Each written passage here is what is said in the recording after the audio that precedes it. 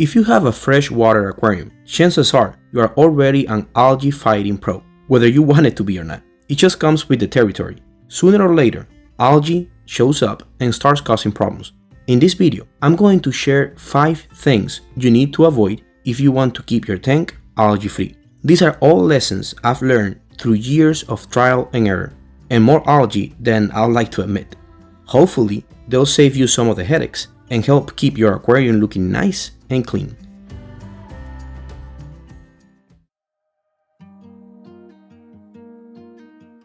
If you used to have saltwater aquariums and have an extra light laying around, please don't use it on your freshwater tank.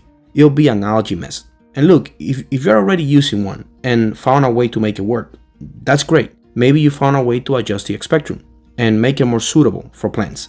But the thing is, reef lights are usually packed with blue light because corals thrive under those wavelengths. But in a freshwater setup, that same spectrum can cause algae to explode while your plants fall behind.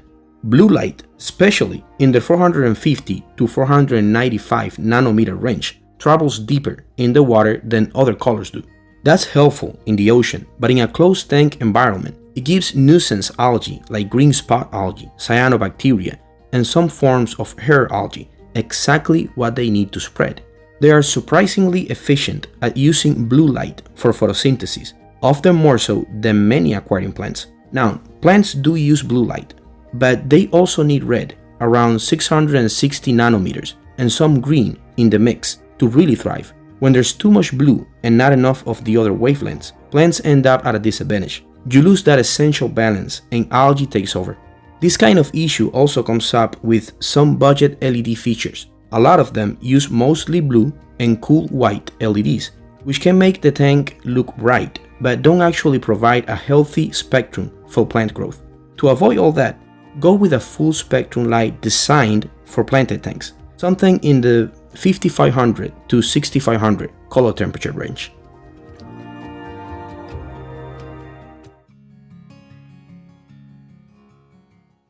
Ammonia spikes can really throw your tank out of balance, and they often come from things that seem harmless. You're doing some plant maintenance, pulling up stems or moving things around. Suddenly, algae starts showing up everywhere. Why? Because uprooting plants can release trapped waste into the water. Same goes for adding new soil. A lot of active substrates leach ammonia in the beginning, even if they are great for plant growth long term. And then there's overfeeding. Just a little extra food can break down and spike ammonia levels before you know it. The tricky part is that algae love ammonia. It fuels their growth fast. Meanwhile, your plants actually don't do so well when ammonia levels rise. Some will slow down, others might melt back. And that just creates even more excess nutrients in the water, basically giving algae free rein.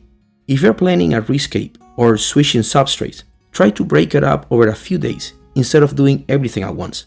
Add soil carefully, maybe rinse it if it's known to leach. And with feeding, it's usually better to underfeed slightly than to overdo it, especially in planted tanks with fewer fish. A little caution goes a long way. Preventing ammonia spikes isn't just about keeping fish safe. It's a big part of stopping algae before it starts. Once you've got that under control, everything else in the tank tends to run a whole lot smoother. If you guys are enjoying the video, remember to like and subscribe. It really helps the channel grow. And thank you so much to everybody who has already subscribed.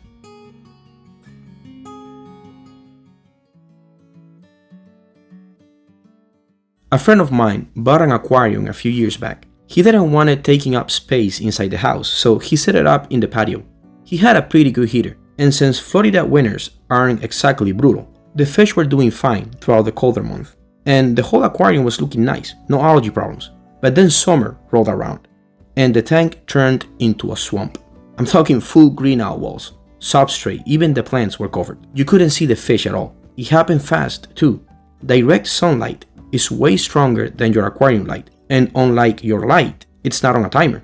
It blasts the tank unpredictably and gives algae the perfect conditions to go wild.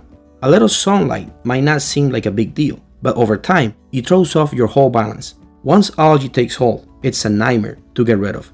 Can you keep an algae-free aquarium outside? Yes, you can. My grandpa used to do it back in Cuba, and I did it for a while here too. but you're going to need to meet a lot of requirements for that. Strong heaters if it's too cold, fans if it's too hot, and a way to weaken that sunlight, either a greenhouse or corrugated plastic, something. Leave that for when you are more experienced. If you're just starting out, keep your setup away from windows and patios. Use artificial lights that you control. Your fish and plants will be just as happy, and your glass will stay a whole lot cleaner.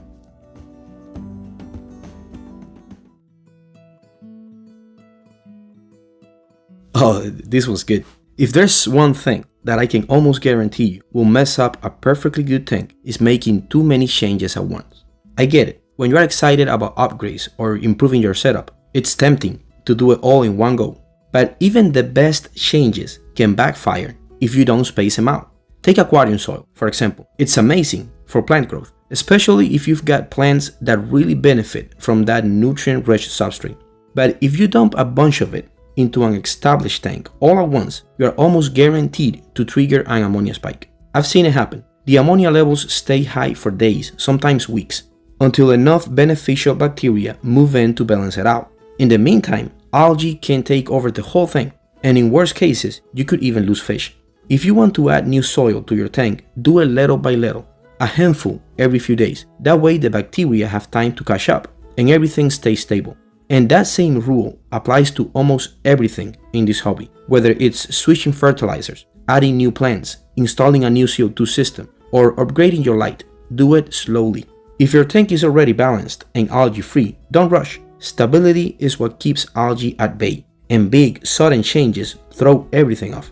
Patience really is the secret ingredient in this hobby.